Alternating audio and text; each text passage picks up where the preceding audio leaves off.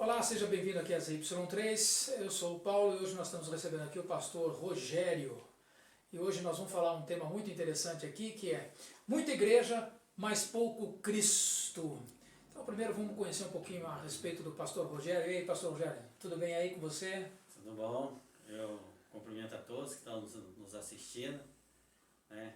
Sou o pastor Rogério, lá do Ministério de Jesus, que é na zona norte de São José dos Campos, no bairro Minas Gerais. Nosso ministério vai completar mês que vem 2 anos, né? E é um privilégio pastorear uma igreja, estar à frente, é muito trabalho, mas ver o mover de Deus sobre a vida das pessoas é uma recompensa muito grande. Eu sou casado, né?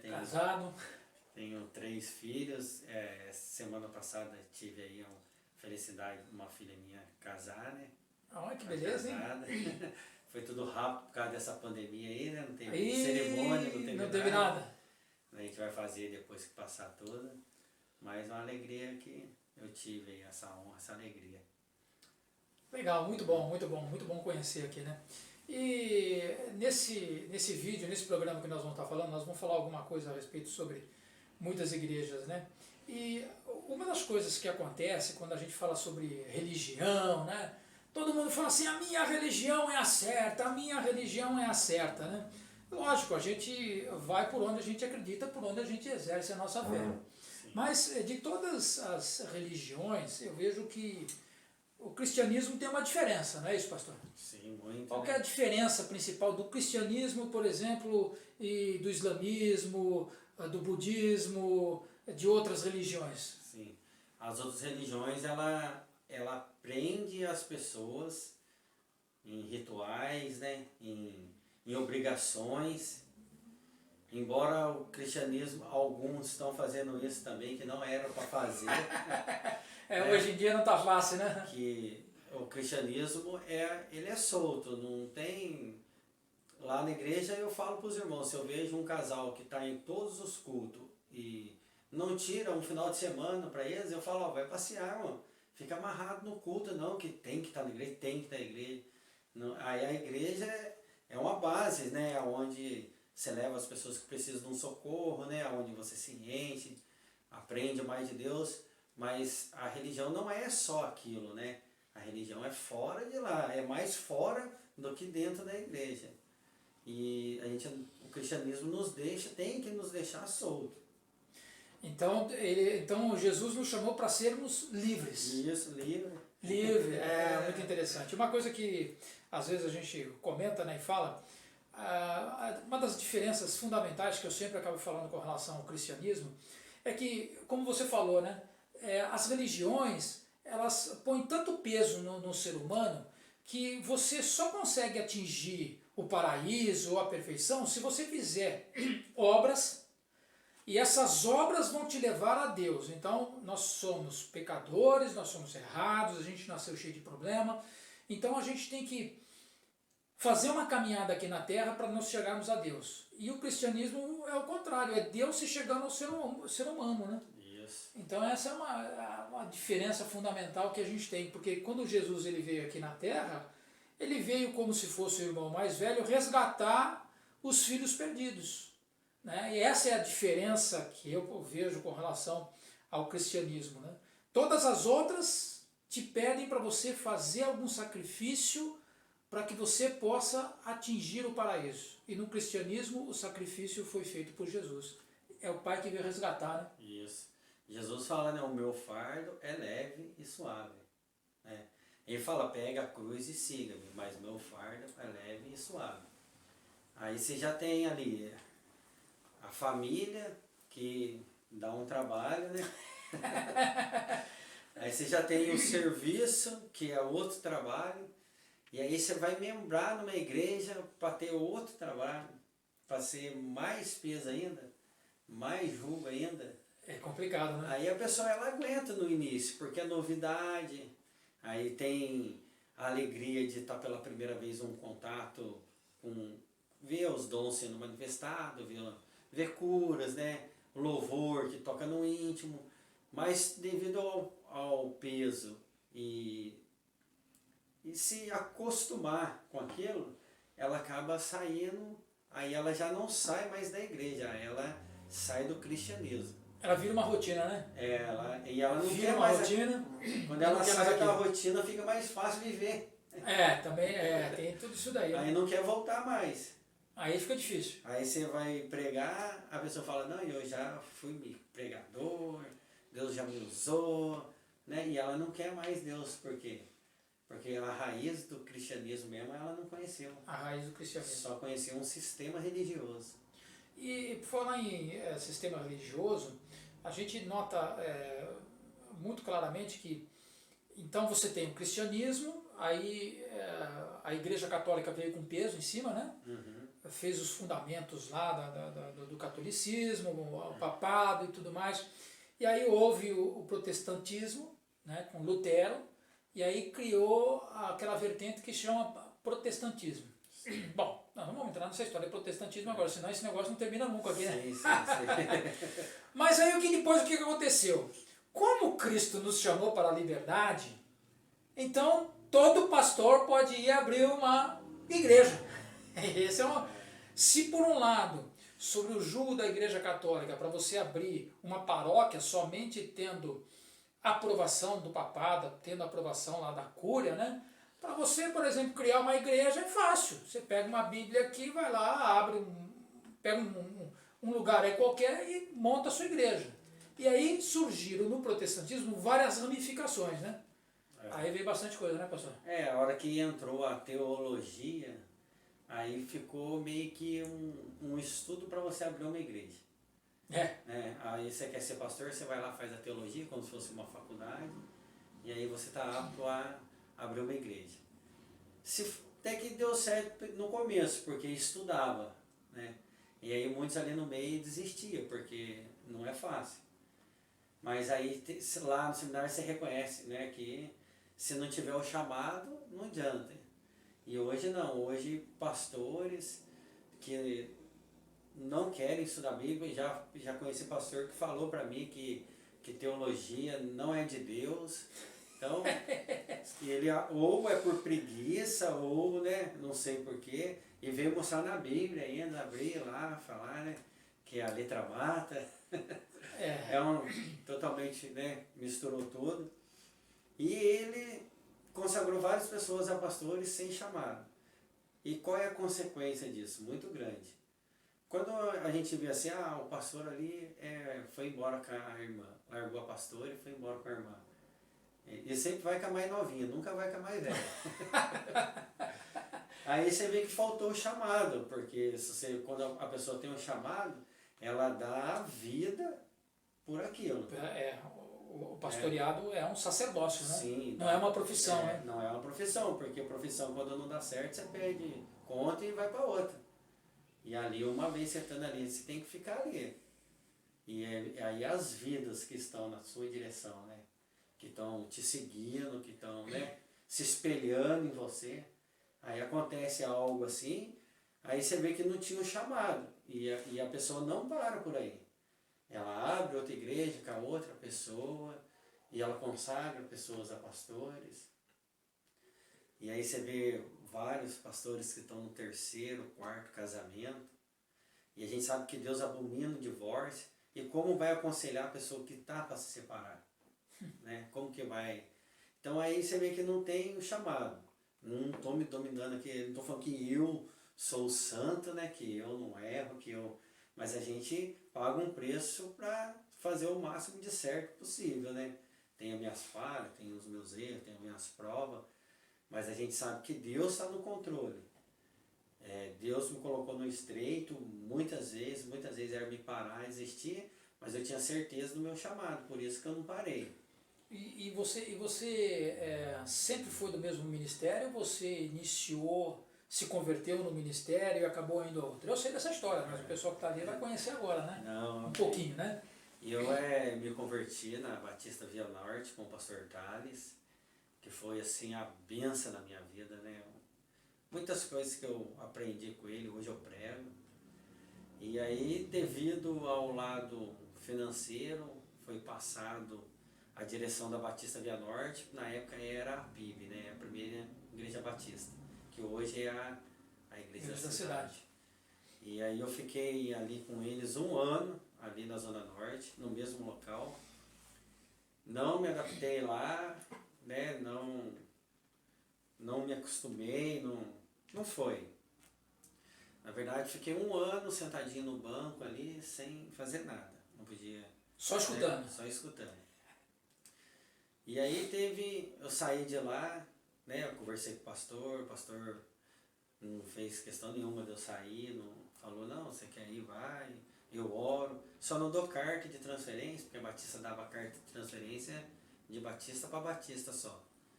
Aí eu falei, amém, aí fui parar no ministério, né, que é a CCDFI, né, Comunidade Cristã Deus Faz Impossível, onde era o Henrique Neto, o bispo, e o pastor é o Tiago, né, que hoje é bispo, que veio a falecer, né, o fundador, e o filho assumiu. Ali a gente ficamos quase 7 anos, e eu tenho que agradecer muito aquele ministério. Se eu falar o contrário, estou pecando muito, porque eles me ajudaram muito, eu cresci muito, a minha família cresceu muito espiritualmente nessa época que estava ali. Foram vários anos, caminhei muito com o Tiago, homem de Deus, caminhei, viajei muito com ele. E aí chegou um determinado que eu queria pastorear uma igreja, não queria mais ficar, porque tinha, se eu não me engano, acho que tinha 5 ou 6 pastores lá na igreja. E aí fui pastorear uma igreja com a placa da Deus Faz Possível em Jacareí, no 22 de abril, onde eu fiquei ali eu e o meu irmão, né, o Manuel, ficamos ali uns 4 meses, na roça, longe, pagar o pedágio, bem longe. Não entrou um não crente dentro da igreja. Só entrou crente. Vinha um vizinho ou outro, mas era tudo crente. E a minha visão sempre foi pro não crente, né? Sempre foi resgatar, ganhar almas. Né?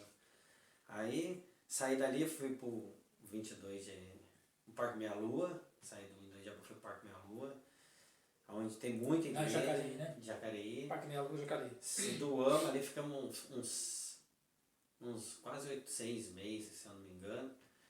E também não entrou nenhum não crente. E fizemos evento e muita coisa. Também aí viemos pro Alto da Ponte, onde a gente aqui em Santana, quem anda comigo lá em Santana, nós somos meio que políticos, né? Todo mundo conhece todo mundo. Todo mundo conhece todo mundo. A minerada, né? Vocês que não conhecem aqui São José dos Campos, Alto da Ponte, Santana e tudo mais, o pessoal chama aqui que é a terra dos mineiros, né? Por isso que eu falo meio manso, aprendi com eles.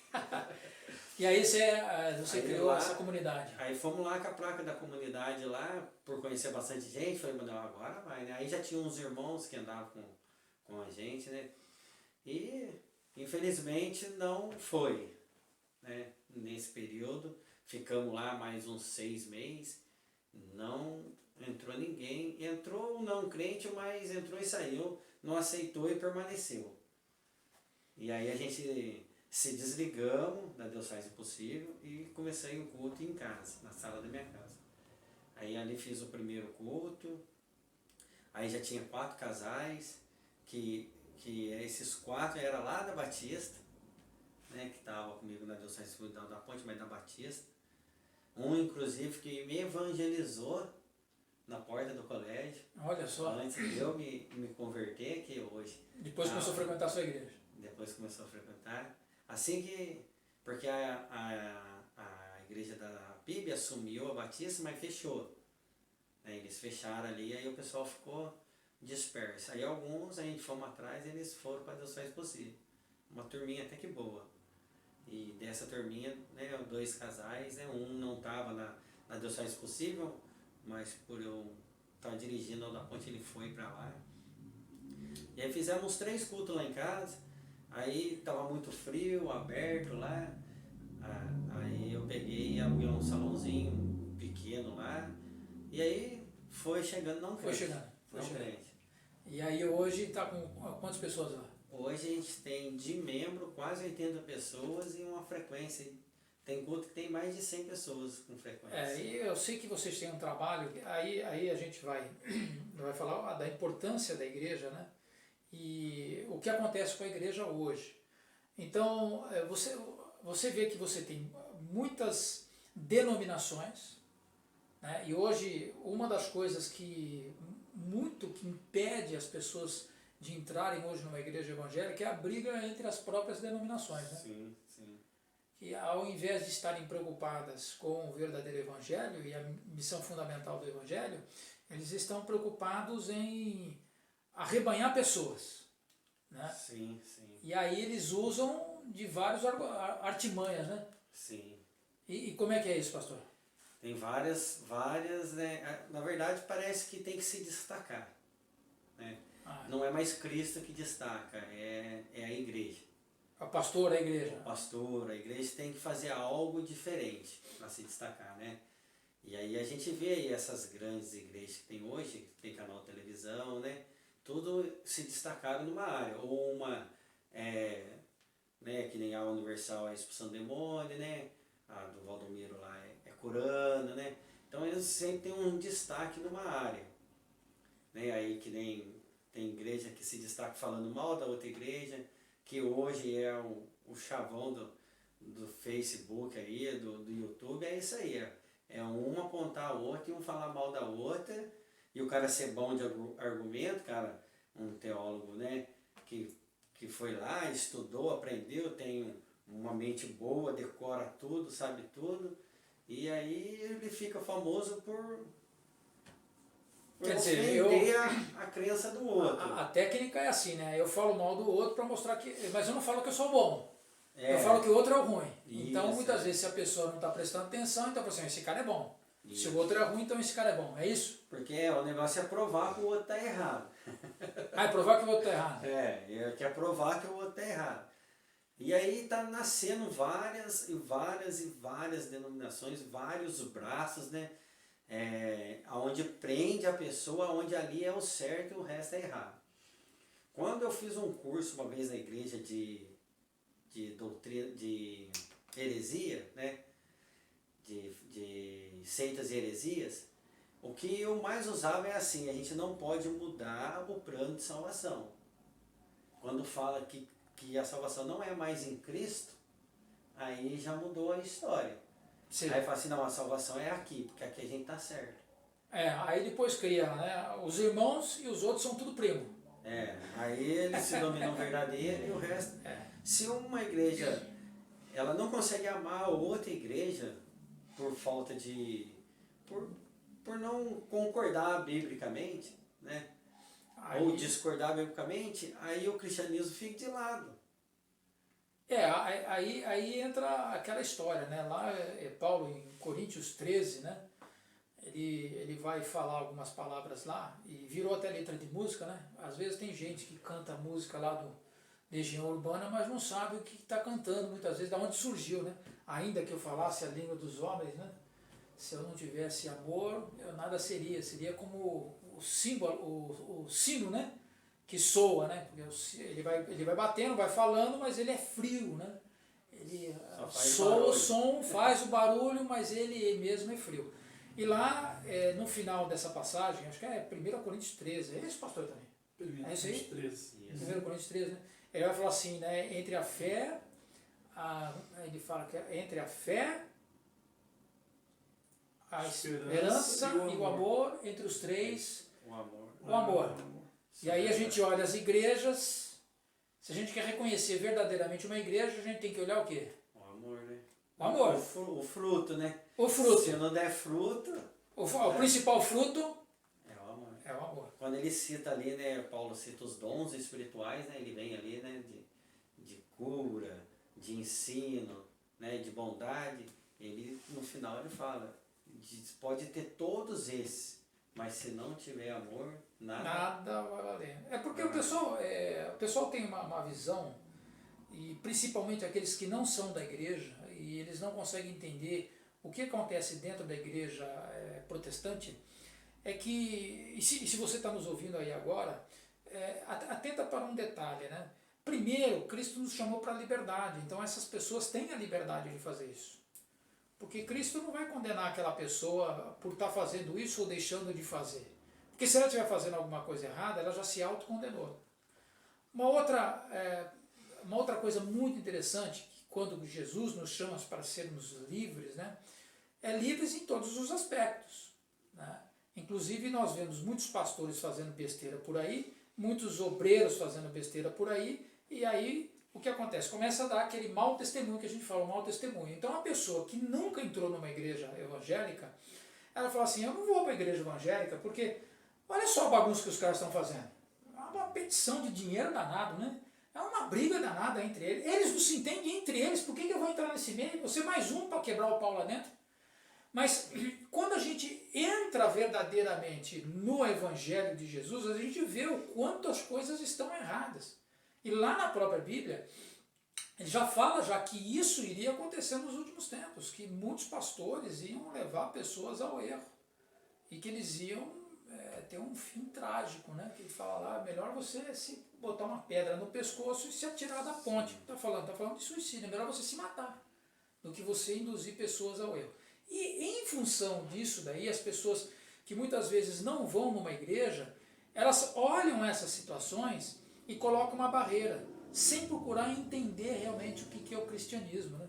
E aí você entra naquelas técnicas de oratória que muito pastor usa. Como é que essas técnicas de oratória estão? Eu estava comentando um pouco antes da gente fazer a pauta, a gente estava tomando um cafezinho. De convencimento, né? É a técnica de convencimento. Vamos convencer esse caboclo aí a me seguir, né? Ele, não sei, uns falam que teve uma visão, outros falam que um anjo apareceu, outros falam, vários têm o início da sua teologia, vamos colocar assim, né? O início da sua base aqui. Aí, né, que nem hoje está nascendo igreja que não precisa participar da ceia, não precisa batizar, né? Igrejas de tudo quanto é aí, não precisa mais o homossexualismo, né? Hoje tem igreja para eles. Eu já vi até um lá que tem lá a igreja do Raul Seixas, né? Maluco, beleza. Então, eles criam uma teologia, eles criam uma base para poder lançar. Tem que ter, né? Não vai jogar no vento. Só que não é bíblico, mas eles têm que dar um jeito. Então, eles criaram uma técnica para poder sobressair. Aqui eu vejo muito no YouTube, muito. Porque as pessoas mandam para mim e falam, o que você acha disso, pastor? E aí eu vou ver.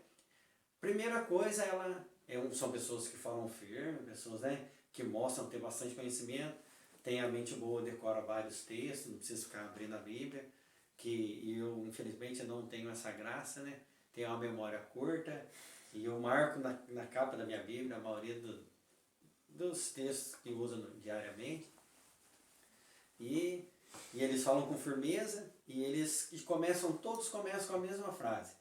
Não venha discutir comigo texto fora do contexto, que é o certo, né?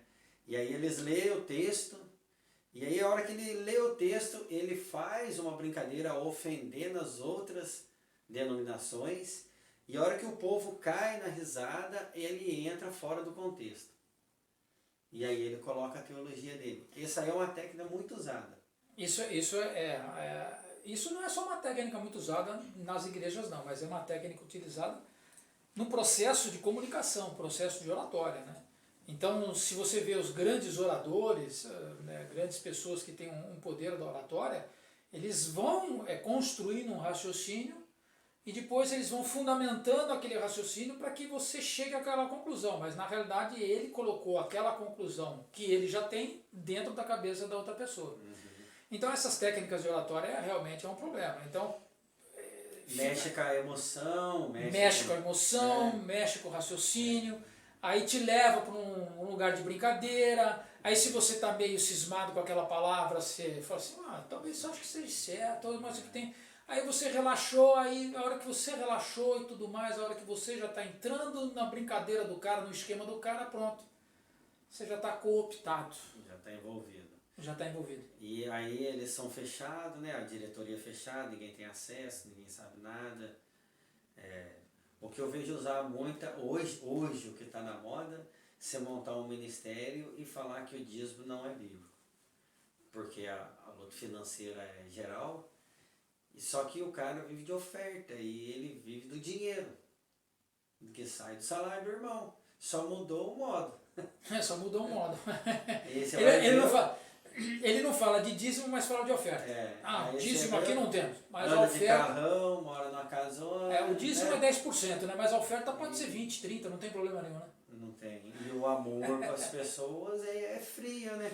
Aí a igreja tem muita entrada, faz 10% lá de ação social, para mostrar que a igreja faz ação social e acaba enganando um pouco. Você sabe que eu vi uma pesquisa, até mesmo na igreja, essa pesquisa foi feita nos Estados Unidos, com as igrejas lá protestantes, e Jesus deixou a principal missão, que era salvar, né? Levar a palavra para a salvação. Não é que a igreja vai salvar ninguém, as pessoas vão salvar, quem salva é Jesus, né? E fazer o comissionamento. O que é o comissionamento? É você pegar a palavra e você levar a palavra adiante. É o ID. Né? Então a principal função da igreja é levar as pessoas ao amor de Cristo. E se a pessoa reconhece aquele amor, se aquela pessoa se converteu a Jesus, então faça alguma coisa por ele. Leve esse amor para as outras pessoas. E lá a pesquisa nos Estados Unidos mostrava que o que entrava de recurso dentro da igreja, somente 1% era destinado a missões.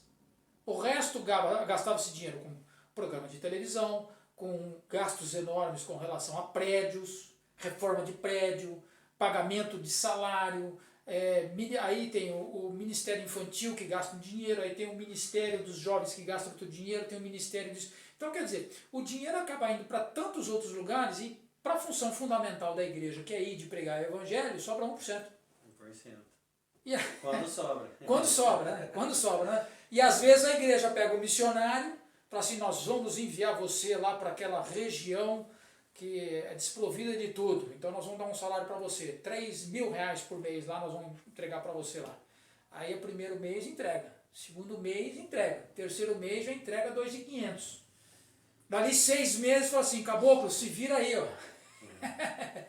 É triste, né? É triste, né? Ainda mais se o cara me mandar umas fotos aí que não manda mesmo. Aí que não manda mesmo. Tem que mandar foto, põe no telão da igreja, mostrar que a igreja tá começando. Isso me faz lembrar também, tem uma entidade de ajuda, Visão Mundial. Não sei se você já ouviu falar da Visão Mundial? Não. Eu já tive contato com algumas pessoas que eram embaixadores aqui no Brasil da Visão Mundial. E ele foi uma pessoa que... Como surgiu a Visão Mundial?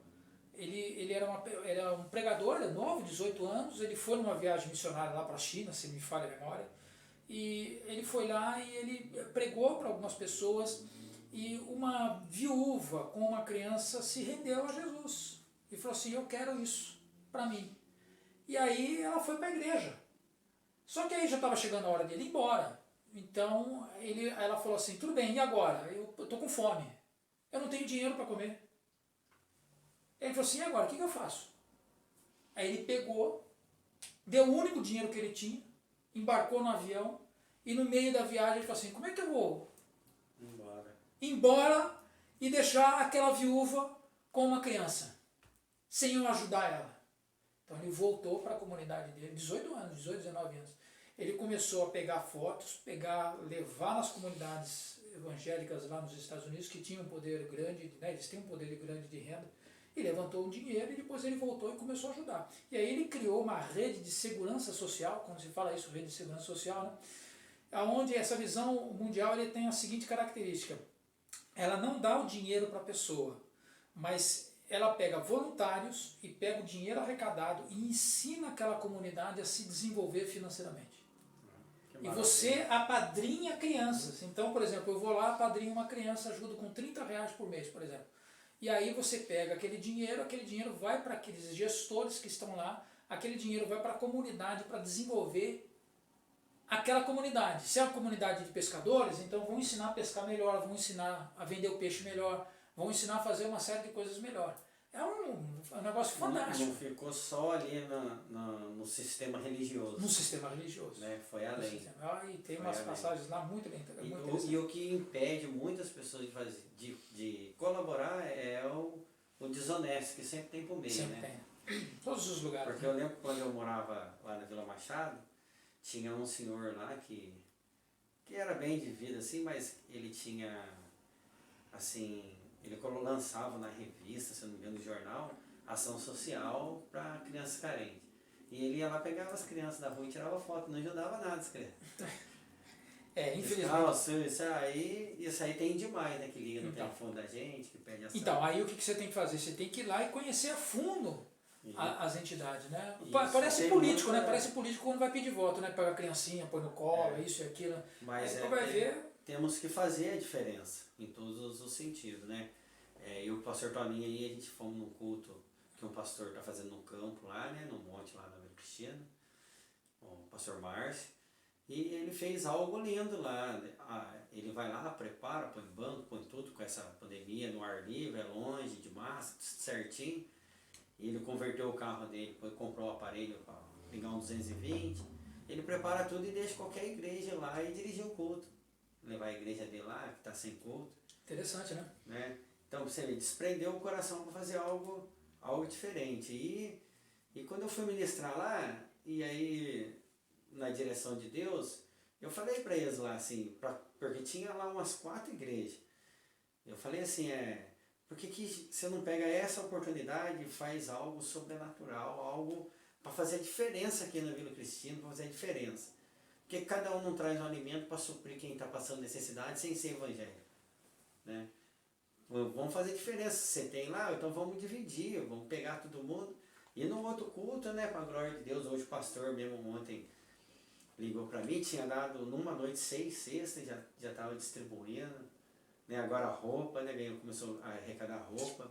E é isso que o cristão está precisando fazer, porque assim, eu vejo assim, quando a pessoa não é crente, o que ela espera entrar na igreja evangélica? É sentir primeiramente o amor entre as pessoas. Ela deseja isso, para ela, todo cristão vai ser honesto, nenhum cristão vai roubar, nenhum cristão vai passar perna, nenhum cristão é brabo, nenhum cristão fala palavrão. Ela espera isso.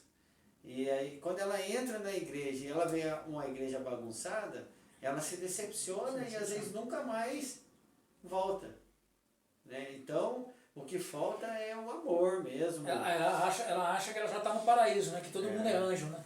Acha. Aí eu pensava assim, né? Todo mundo pensa assim. Assim, quando eu fui lá e teve dividiu a igreja lá, aconteceu um fato lá.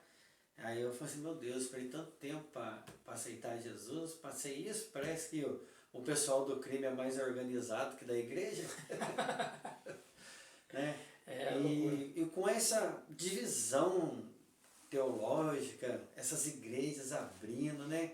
Que é o tema aí, né? Muitas igrejas está esfriando o amor pela obra, o amor pela vida, está se perdendo o amor pela vida.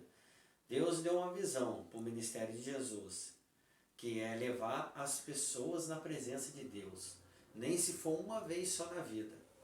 É pegar a pessoa e colocar na presença de Deus.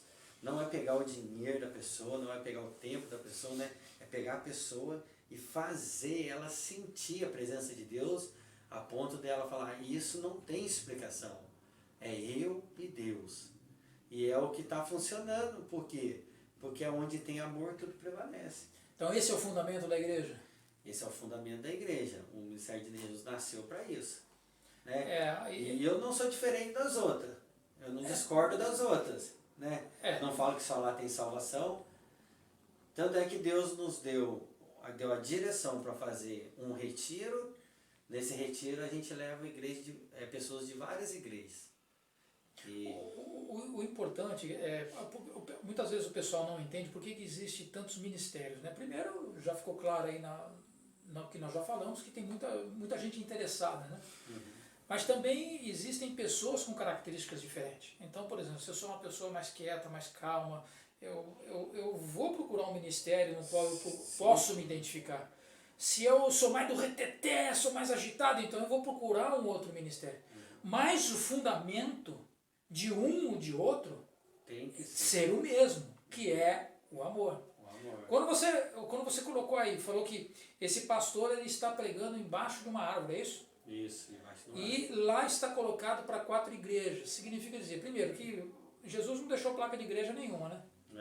Ele só deixou o evangelho dele e de pregar o evangelho. segundo o que aconteceu aqui, segundo o que vocês viram, segundo o amor que ele deixou para com a humanidade, né? E isso que é o fundamento da igreja, e isso é o fundamento do evangelho, do cristianismo, isso é o fundamento do cristianismo. Né? Então, quando a gente começa a ver os desvios desses fundamentos, a gente tem que ficar esperto. Né? E nenhuma pessoa é amaldiçoada se sair da igreja. Se seu pastor aí está falando alguma coisa, você não precisa arrumar encrenca com o seu pastor. Você é livre, Jesus te chamou para ser livre, não é isso? Sim. E para você poder praticar o amor. Né? Então, Sim. o fundamento da igreja é o amor. É o amor, tem que ser o amor, para a pessoa entrar verdadeiramente na presença de Deus. E é o que vai fazer permanecer firme, porque diante de tanta dificuldade, não vai vir a dúvida mais. Porque quando a pessoa não experimenta o amor de Deus, a dúvida fica na mente, fica na cabeça. Mas será que é isso mesmo? Será que existe? E só para vocês terem, a sociedade ocidental, né? O cristianismo, que basicamente fundaram os hospitais. Então, se você pegar assim, normalmente eles falam em Santa Casa. Aqui no Brasil, por exemplo, todo lugar tem uma Santa Casa, que é a Santa Casa de Misericórdia, né? Que vem da Igreja Católica. Então, muitos hospitais que foram fundados, que foram abertos, que tinha lá a freirinha, né? Ela fazia aquilo lá por amor. Sim. Ela deixava a vida toda dela de lado por amor à obra e por amor ao próximo.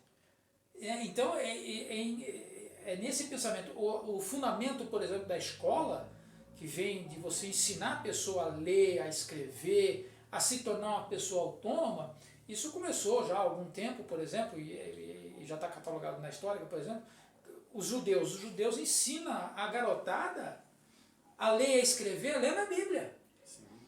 Porque a partir do momento que você se torna uma pessoa autoconsciente, e você tem contato com a palavra de Deus, e você tem contato com o Espírito de Deus, é impossível que você não emane amor. É impossível.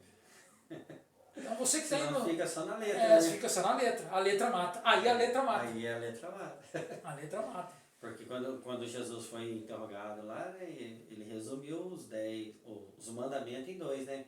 Amar a Deus sobre todas as coisas e o próximo como a ti mesmo, né? Amar a Deus, todo mundo que se chega perto de Deus, todo mundo crê em Deus, né?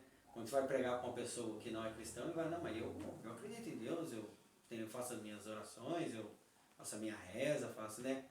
Só que, porque há uma divindade que deu o filho dele para nós, né? Que criou todas as coisas. Mas é o próximo, quando ele xinga você, quando passa a perna em você, quando você tem a convicção da sua religião aqui, o cara fala, não, tá tudo errado, isso aí tá errado, isso aí não existe, você vai pro inferno, aí você vai amar ele. É complicado, né? Aí começa a discussão, que aí gera divisão, que vai gerando, vai aumentando e vai indo, e fica nesse bate-boca, internet, né, televisão, e não precisava de nada disso. Vamos discutir o sexo dos anjos e não vai resolver absolutamente nada. Não vai nada. E aí nós estamos no meio de uma pandemia, nós estamos numa situação mundial caótica, nós estamos vendo o ser humano cada vez mais frio, faltando amor, não é isso?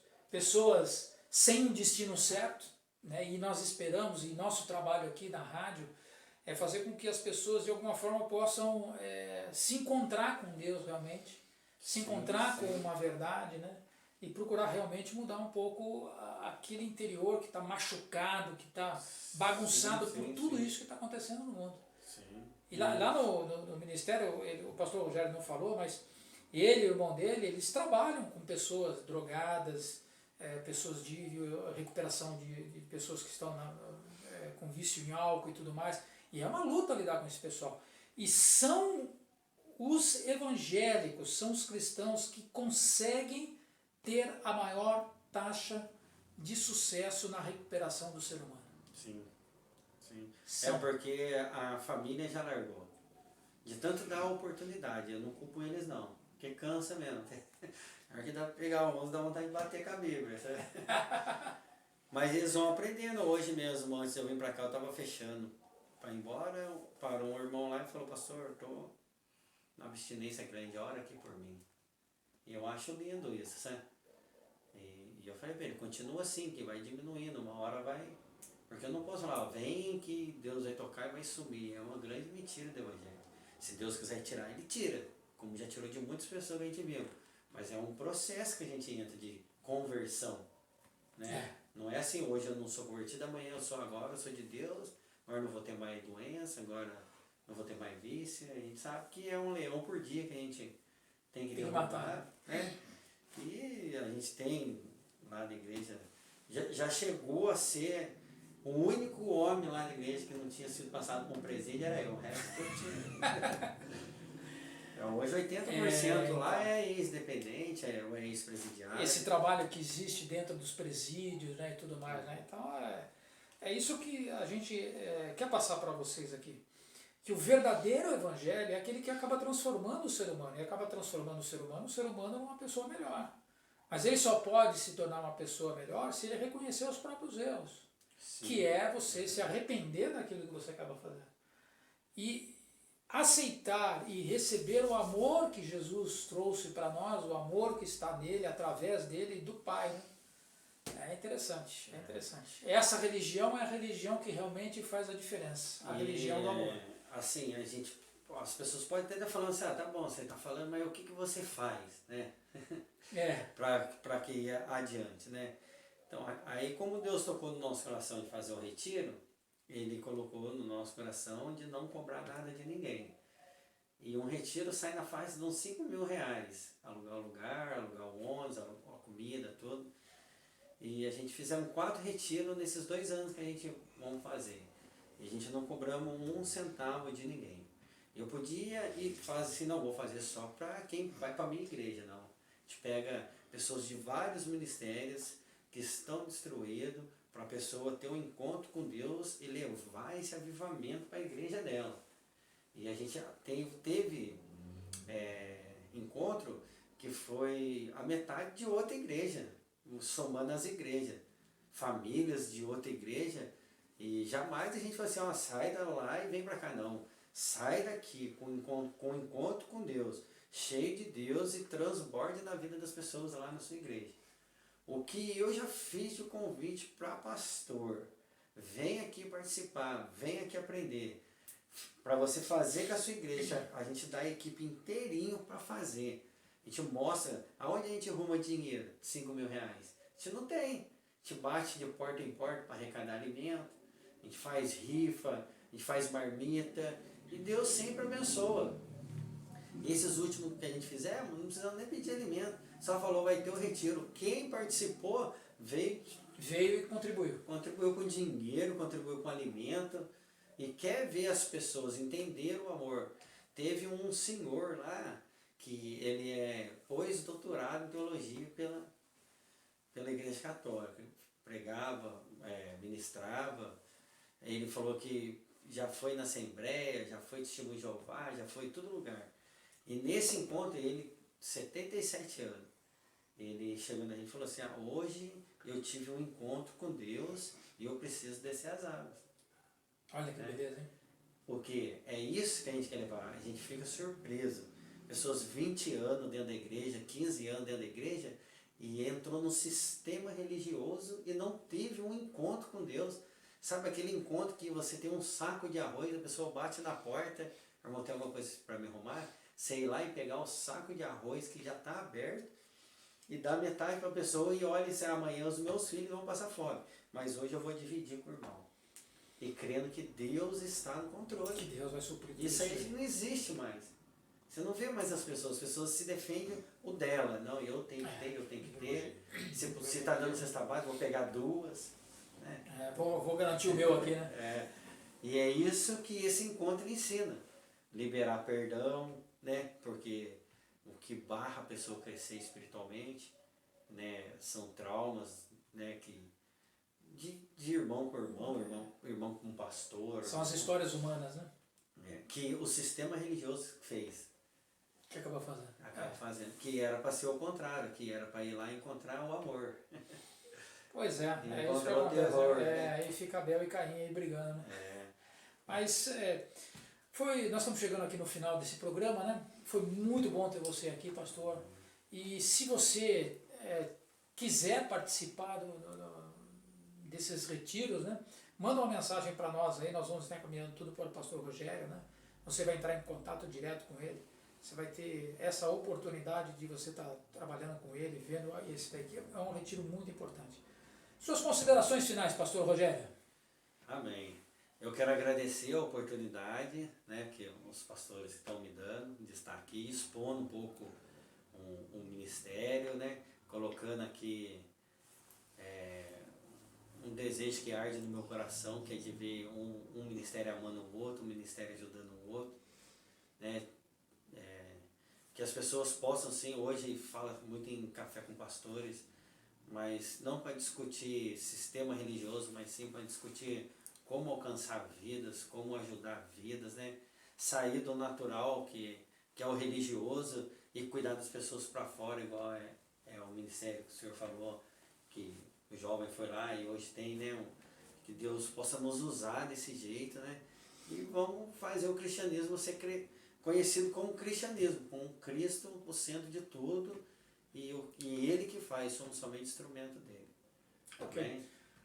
Você que está aí vendo o nosso vídeo, curta, compartilha, nós colocamos aí logo no início do vídeo aí, nós estamos no YouTube, no Face, no Instagram, tá? E esse foi mais um programa aqui das Y3. Um abraço e até a próxima.